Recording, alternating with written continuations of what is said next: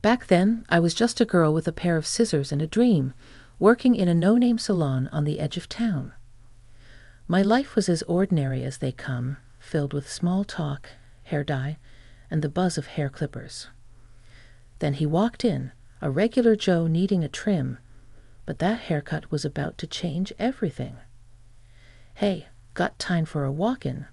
he asked, poking his head around the door, casual like he was just in the neighborhood.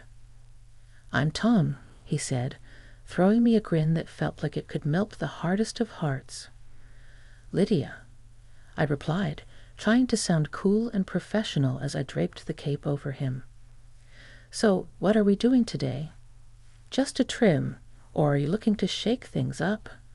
I asked. "Just a trim," he chuckled, his eyes meeting mine in the mirror. "Don't think I'm ready to shake up anything just yet." As I started cutting, we fell into easy conversation. Turns out we both had a thing for old rock bands and crappy horror movies. Who would have thought? Right. "You know, you're the first hairdresser I've met who knows more about Zombie Island Massacre than I do," he joked. "Please, that movie is a classic. Besides, it's not often I get a client who appreciates fine cinema," I laughed. By the time I was done with his hair, it felt like we'd known each other for years instead of minutes. "They're all set," I said, brushing off the last few hairs from his neck. "What do you think?" He studied his reflection, running a hand through his freshly cut hair, then flashed me another one of those killer smiles. "Looks great, Lydia. You've got magic hands," he said. "Thanks, Tom. That'll be $15, I replied. "How about I take you out for a drink to say thanks? There's this dive bar around the corner. Nothing fancy, but it's got character," he suggested. I hesitated, not because I didn't want to go, but because it felt like stepping into uncharted territory. That night at the bar, Tom and I talked about everything under the sun, from our dreams to our favorite pizza toppings. Our casual dates quickly turned into something more.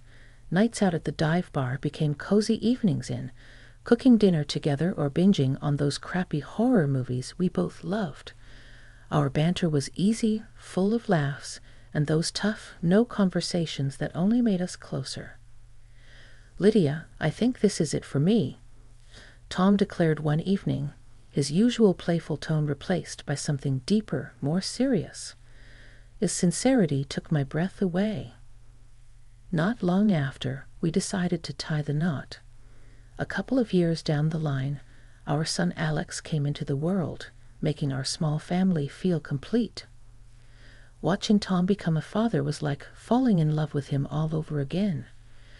Raising Alex was a wild ride filled with laughter, late-night feeds, and learning on the fly. Tom and we were figuring it out as we went, leaning on each other through the sleepless nights and the baby milestones. Our little apartment was always a mess, toys everywhere, but it was our mess, our perfect little chaos. "Lydia, have you seen my socks?" Tom would holler from the bedroom over the sound of Alex's giggles as I chased him around the living room. "In the drawer where they always are," I'd shout back, trying not to trip over the myriad of toys strewn across the floor. Life was good, simple but good. As Alex grew, so did our family dynamic. He was this bright, curious kid with a wild imagination and an even wilder energy level. Keeping up with him was a full-time job, but Tom and we tag-teamed it like pros.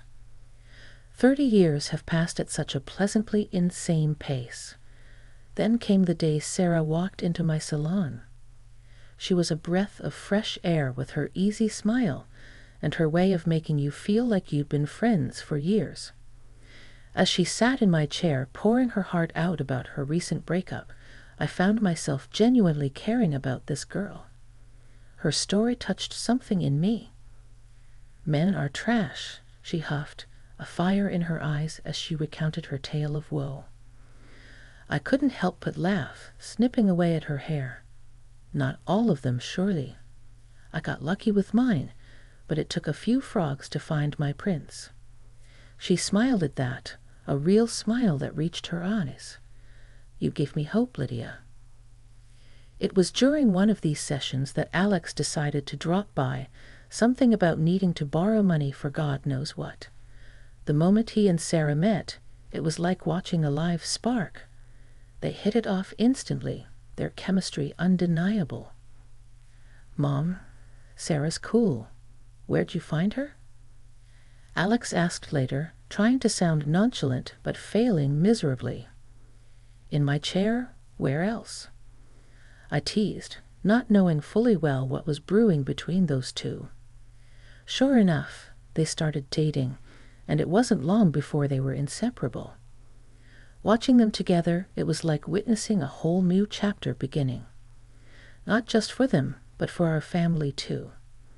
Romance led them down the aisle in no time, and Tom and I found ourselves welcoming Sarah into the family with open arms. Dad, I'm going to marry her, Alex announced one day, a serious look on his face. Tom clapped him on the back, a broad smile spreading across his face. You've got my blessing, son. Just make sure you're ready for the wild ride that is marriage. And what a ride it was. Their wedding was a simple affair, much like ours had been, but it was perfect. There was laughter, dancing, and an overwhelming sense of joy that filled the air. Welcome to the family, Sarah, I said, pulling her into a hug. You're stuck with us now, for better or worse. She laughed, hugging me back. Wouldn't have it any other way, Lydia. Our family gatherings became the highlight of our weeks, filled with good food, great company, and the inevitable stories of Alex trying to impress Sarah with his not-so-impressive cooking skills. Mom, tell Sarah about the time I made that 3-course meal, Alex would say, puffing out his chest with pride. I'd exchange a knowing look with Sarah, then dive into the tale, embellishing here and there for comedic effect. Well, the fire department only had to come once, so I'd say it was a success. I'd say, and everyone would burst into laughter, the sound of melody that filled our home with warmth and happiness. Life has a way of throwing curveballs, and ours came hurtling out of left field. Tom, my rock, the guy who'd been by my side through thick and thin, started acting off. It was little things at first, staying late at work, bus trips that seemed to pop up out of nowhere. Tom, you're working late again. I'd ask, phone cradled between my ear and shoulder as I tried to juggle dinner prep. Yeah, babe, big project, you know how it is.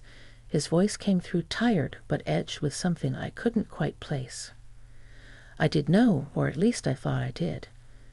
But then the late nights started stacking up, becoming more the rule than the exception. And the gym? Tom hadn't stepped foot in one since I'd known him, and suddenly he's all about fitness, talking about getting in shape like it was his new religion. One evening, as he laced up his sneakers, I couldn't hold back my curiosity. Since when do you care about hitting the gym? He chuckled, a sound that used to warm me, but now felt like it was skating over something colder. What, can't a guy want to look good for his wife? His words should have soothed me, but they didn't. There was a gap between us that words couldn't bridge anymore. Then there was Sarah, our son's wife, who'd been like a daughter to us. She was in on these family dinners, laughing and joking, yet I noticed she'd started spending more time on her phone, smiling at texts in a way that seemed off. Who's keeping you smiling like that? I asked her one afternoon as we cleared up after lunch. Just a friend from work. You know how it is, she replied, her gaze darting away from mine a little too quickly. Yeah, I know how it is, I echoed, a sinking feeling in my stomach. Things came to a head when a friend of mine, Jenna, pulled me aside one day. We were at the market, and out of nowhere, she said, Lydia, I saw Tom at the hotel downtown, and he wasn't alone. My heart stopped. What are you talking about, Jenna? Tom's been on a business trip. She hesitated, then pulled out her phone, showing a video. There he was, my Tom, arm around a woman. That alone was a gut punch, but when the woman turned her face towards the camera, the ground slipped away beneath me. It was Sarah. I felt like I was choking, the air too thick to breathe. This has to be a mistake, I whispered, more to myself than to Jenna. I wouldn't tell you if I wasn't sure, Lydia, Jenna said, her voice full of sympathy I didn't want or need.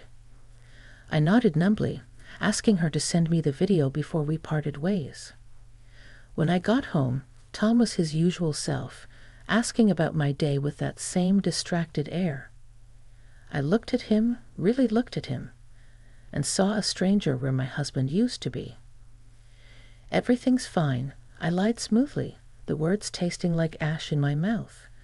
Just the usual day. I needed time to think, to plan, to figure out what the hell I was going to do. Later, alone in our room, I watched the video again, and there it was, the truth I couldn't deny any longer. All of Tom's late nights, his newfound love for the gym, it all made a sickening kind of sense. The days following the revelation felt like walking through a thick fog, each step heavier than the last. But I knew I had to clear the air, for my sake and Alex's. The decision to confront Tom and Sarah together weighed on me like a ton of bricks. My hand shook as I dialed Alex's number, my heart pounding against my rib cage. "Hey, Mom, what's up?" Alex's voice, always so full of life, cut through the silence of the room. I took a deep breath, steadying myself. "Alex, we need to talk. It's important. Can you come over?" There was a brief pause, concern creeping into his tone. "Sure. Everything okay?" "We'll talk when you get here, honey," I said, trying to keep my voice even. The wait for Alex to arrive was excruciating. Tom was out, probably with her, leaving me alone with my thoughts and the damning video on my phone. When Alex finally walked through the door, his brows were furrowed with worry. "Mom, you're scaring me. What's going on?" he asked, closing the door behind him. I motioned for him to sit down, my hands trembling as I passed him my phone. "Watch this," I said, the words barely a whisper. Alex's confusion turned to shock, then horror as the video played out. He looked up at me, his eyes searching for an explanation, any explanation that could make this nightmare make sense. "Mom, please tell me this isn't real," he begged, the pain in his voice a mirror of my own. "It's real, Alex." "I'm so sorry," I said, my voice breaking. We sat in silence, the weight of betrayal hanging heavy between us. After what felt like an eternity, Alex spoke up, his voice hardened with resolve. "We need to confront them together," he said, and I nodded. There was no other way forward. The dinner table was set, a mere stage for the unraveling of our family. Tom and Sarah arrived together, oblivious to the storm they were about to walk into. Their laughter grated on my nerves, but I kept my composure. "Lydia, this looks wonderful," Sarah said, taking her seat with a smile that didn't reach her eyes. I forced a smile in return, waiting for Alex to signal he was ready. He gave me a subtle nod, and I knew it was time.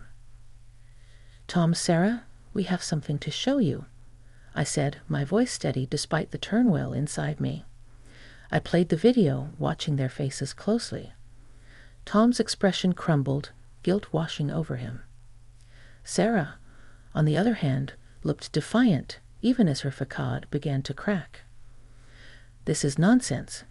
It's not what it looks like," Tom stammered, looking from me to Alex, desperate for any sign of belief. "What? Are you going to deny it even now?" Alex's voice was cold, his anger palpable. Sarah finally spoke up, her voice laced with arrogance. "What?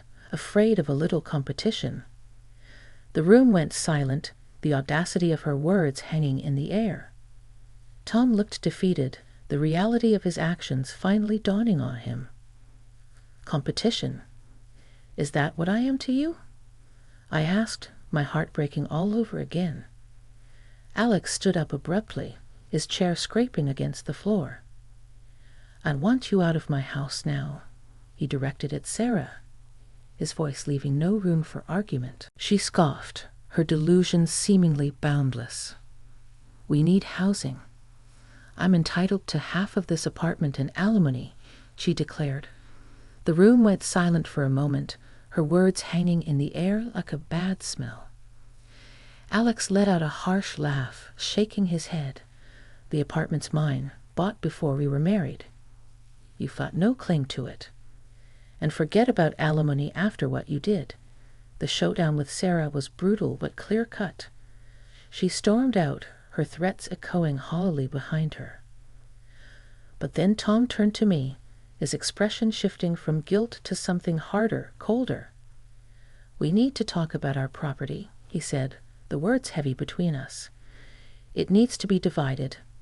Our home, our life together for 30 years, reduced to mere assets to be split.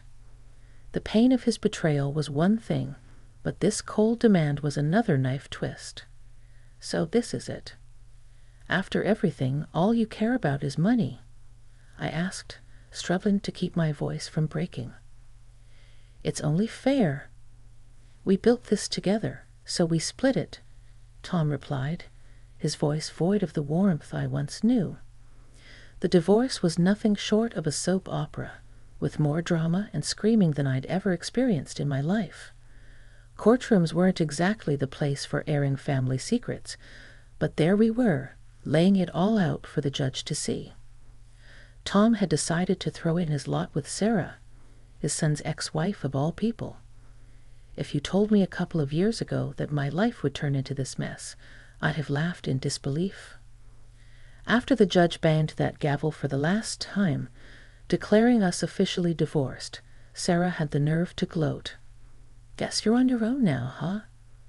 Kind of old to find someone decent, she sneered, thinking she'd struck a nerve. I just smiled at her, shaking my head. Honey, if Tom's your idea of a decent man, I'm better off alone, I said, walking away with my dignity intact. Let her have Tom and all the headaches that came with him. I had bigger fish to fry. With my share of the property settlement, I bought a modest apartment in a quiet part of town. It was no palace, but it was mine, a fresh start. The rest of some money went into my dream, a beauty salon of my own. The day I opened the doors to the public, I felt a mix of nerves and pride. This is it, Mom, you're going to knock him dead, Alex said, hugging me tight before the first customers walked in. And he was right. Word of mouth spread, and before I knew it, Lydia's Oasis was the go-to spot in town. The online reviews raved about the place, and my heart swelled with pride every time I read a new one. Alex's life took a turn for the better, too. He met Emily, a woman as far from Sarah as the moon is from the sun. When they got married, it was a small affair, full of love and laughter, the complete opposite of his first wedding. And then came the twins, my beautiful grandbabies, filling my life with joy I didn't know was missing. Babysitting duty, Mom, you up for it? Alex would ask, dropping the twins off so he and Emily could have some much-needed couple time. Bring it on. These munchkins are no match for Grandma, I'd reply, gearing up for a day filled with games, giggles, and the occasional diaper disaster. Sarah's words from the courthouse echoed in my mind, and I laughed. Old and alone, far from it. I was surrounded by love, my business was thriving, and my heart was full. I didn't just survive, I flourished. And as for Tom and Sarah, well, let's just say I wished them all the happiness they deserved. That call, it hit me like a freight train. Out of nowhere, Tom of all people, with his voice oozing confidence like he was entitled to something from me. "Lydia, you know that salon of yours?" I was thinking, given how well it's doing and all, it's only fair I get a piece of it. After all, wasn't it my money that got it started? He had the audacity to claim. I felt my blood boil, but managed to keep my cool. "Oh, is that so?" I played along, curiosity getting the better of me. "Why don't we meet and chat about this, Tom? Say next week?" The call with Alex that followed was a whirlwind of emotion. "Can you believe this, Alex? After everything, he still thinks he can squeeze more out of me," I said, feeling furious. "Mom, this is ridiculous. Let's dig up some dirt on him." "A private investigator should do the trick," Alex suggested. The week that followed was surreal. I was physically at the salon, but my mind was miles away, lost in thought and worry over what Tom was plotting. My staff and regulars could tell something was up. "You all right, Lydia? You seem distracted," they'd say. I recalled, just an old ghost decided to pay a visit. I'd quip back, forcing a smile. The anxiety gnawed at me, wondering what the investigator would unearth. Finally, the report landed in my hands. The findings were a mix of the expected and the utterly shocking. Tom and Sarah's life wasn't the picture-perfect scene they had been painting. Oh, how the mighty had fallen! I couldn't help but laugh, a deep guttural sound that surprised even me. With this in my arsenal, I was more than ready to face Tom. Walking into that bustling cafe, my stomach was in knots, but my determination was ironclad. Spotting Tom and his little family set up was like watching a bad soap opera live, I recounted. He was there, grinning like a Cheshire cat, with Sarah heavily pregnant, and this young dude introduced as her brother. Right off the bat, the scene was ripe with pretense. I continued, Tom wasted no time launching into his spiel with gusto. "Lydia, so good of you to join us. Look, we're expanding the family," he said, gesturing towards Sarah's belly with a pride that seemed misplaced. "And we got to thinking, what's better for our future than having a stake in your salon? It's booming, and Sarah here, she's got the knack. She's dreaming of her own place." I couldn't help but laugh. Not a polite chuckle, but a deep-from-the-gut laugh, I said, shaking my head. "Tom, you're dreaming if you think you're entitled to any part of my salon. But let's cut to the chase, shall we? You, my dear ex-husband, are not the father of Sarah's baby." The table went dead quiet, the air thick with tension. Tom's smile faltered, confusion etching his features, I recalled. "Lydia, what the hell are you talking about?" he asked. I took my time pulling out the photos, videos, and the clincher, the medical documents. "This young man," I said, pointing at the so-called brother, "is actually your wife's lover, not her brother. And Tom, about being a dad again, remember our little chickenpox saga. The doctor was quite clear about the aftermath. Infertility." Watching the color drain from Tom's face was, I admit, a guilty pleasure. Sarah's smugness evaporated, replaced by panic, while her brother looked ready to sink through the floor, I recounted. Tom leaped up, rage contorting his face, turning towards the young man with fire in his eyes. You're dead, mate," Tom shouted, the cafe erupting into chaos. Scrambling to get a better view, phones out, recording every second. Sarah was shrieking, her brother trying to defend himself, and Tom looking like he wanted to tear the world apart. I stood, my voice cutting through the mayhem. I remembered. "I've had enough of this circus. You three deserve each other." I didn't wait for a response, didn't look back to see the aftermath of the bomb I dropped. Walking out of that cafe, the air never tasted sweeter, the sun never shone brighter. After the cafe showdown, life seemed to pick up speed, barreling towards a future I was eager to meet head-on. I said, reflecting, One morning, as I unlocked the salon's door, I was greeted by the familiar faces of my staff, each one a key player in my journey to rebuilding my life. The day was a whirlwind of snips and styles, laughter and gossip, the kind of day that reminded me why I'd fallen in love with this business in the first place. I reminisced. As we were closing up, Alex and Emily stopped by, the twins in tow, their faces smeared with what looked suspiciously like chocolate. "Grandma, look what we made at school today," one of the twins, Mia, exclaimed, holding up a drawing. I crouched down to their level, pulling them into a hug. "This is going straight on the fridge, my little artists." Alex watched us, a soft smile on his face. I said, smiling at the memory, "You're doing amazing, Mom. I'm proud of you," he said. I stood up, ruffling the twins' hair. "We're doing amazing, Alex. This family, this life, it's more than I could have asked for." That night, as I sat on my balcony, watching the sunset paint the sky in hues of orange and pink, I couldn't help but feel grateful.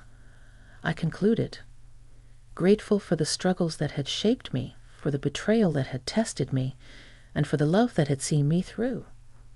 Tom and Sarah were now just footnotes in my story, a story that was far from over. I had chapters yet to write, adventures yet to embark on, and love yet to give. The dawn of a new day had never felt so sweet, so full of promise.